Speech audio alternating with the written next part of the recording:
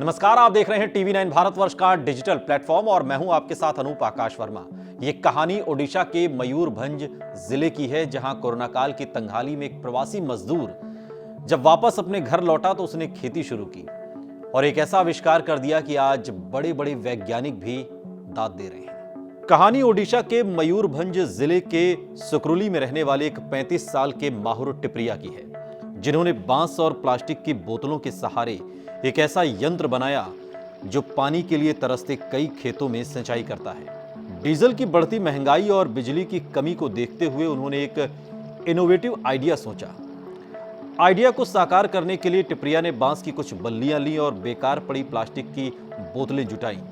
इन सबको मिलाकर उन्होंने सिंचाई का एक बेहतरीन यंत्र तैयार कर दिया।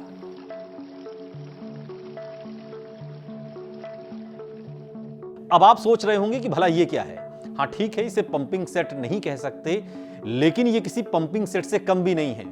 और कमाल की बात यह है कि इसमें न तो डीजल का खर्चा है और ना ही बिजली। दरअसल टिपरिया ने बांस और प्लास्टिक की बोतलों को आयरन रॉड से जोड़ते हुए पानी खींचने का एक यंत्र तैयार किया। अब उनके प्रयास को देखते हुए पूरे ओडिशा में यह चर्चा का विषय बना हुआ है।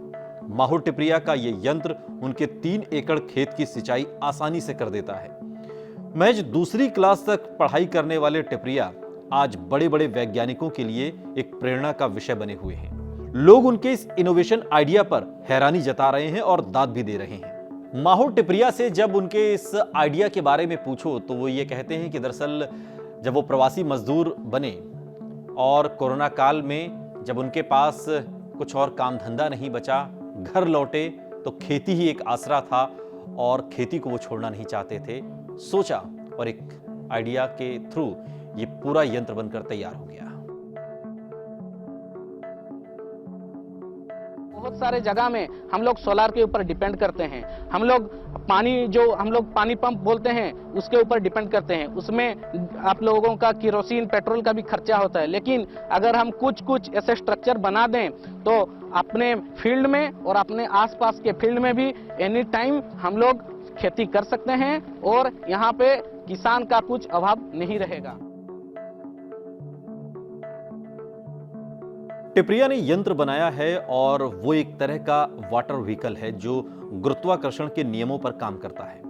आयरन रॉड और बांस से पिरोई हुई बोतलें तालाब से पानी खींचती हैं और नीचे की तरफ फेंकती हैं। फिर इसे पानी की क्यारी के जरिए खेतों तक पहुंचाया जाता है। टिपरिया ने इस यंत्र को पास में बहने वाली कंटाखैरी नदी पर बनाया है।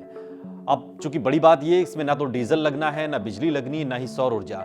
ये तो अपने आप चलता है और गुरुत्वाकर्षण के नियमों के आधार पर। इसे बनने में पूरे 1 महीने का समय लगता है और अभी हाल ही में 15 दिन पहले ही टिपरिया ने कहा कि यह बनकर तैयार हुआ है और अब इसका इस्तेमाल किया जा रहा है। टिपरिया के मुताबिक खरीफ की फसल के बाद खेत परती पड़े रहते हैं और सिंचाई की कमी के चलते खेती नहीं हो पा रही थी।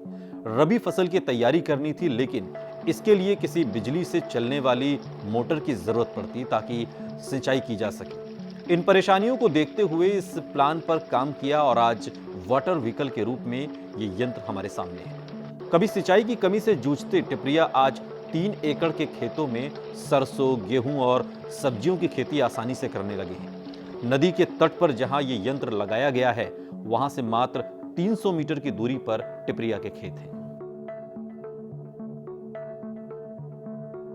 आज टिपरिया को एक खुशहाल किसान कहा जा सकता है, लेकिन इससे पहले कोरोना काल में चूंकि प्रवासी मजदूर थे, काम धंधा बाहर खत्म हो गया, घर वापस लौटे, खेती शुरू की और एक नया आविष्कार किया जिसकी आज लोग तारीफ कर रहे हैं। पूरे ओडिशा में इसकी चर्चा है।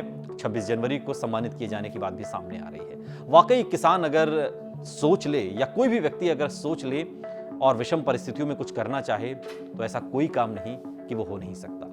हींग लगे ना फिटकरी, रंग चोखा, शायद ये कहावत आज टिपरिया पर बिल्कुल फिट बैठती है। वीडियो आपको कैसा लगा कमेंट बॉक्स में हमें जरूर बताइएगा। साथ ही देश और दुनिया की तमाम बड़ी खबरों के लिए देखते रहिए टीवी 9 भारतवर्ष।